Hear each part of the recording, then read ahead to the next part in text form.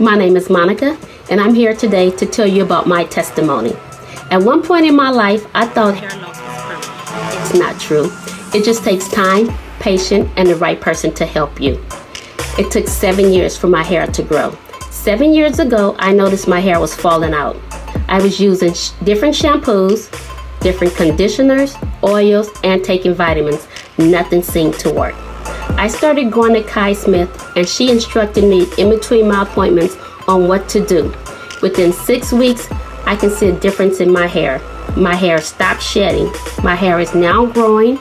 It's looking thicker, fuller, and I realized it's not only what you put in your hair, but it's also what you put in your body. Sometimes your body is lacking different vitamins, and it seems to slow down the process of your hair from growing. I recommend to anyone who's having problems with their hair to call Kai Smith. It's now been 5 months and I see a big difference in my hair. If I can sum up everything in one word on how I feel, it would be elated. I am so elated. And you have a good day.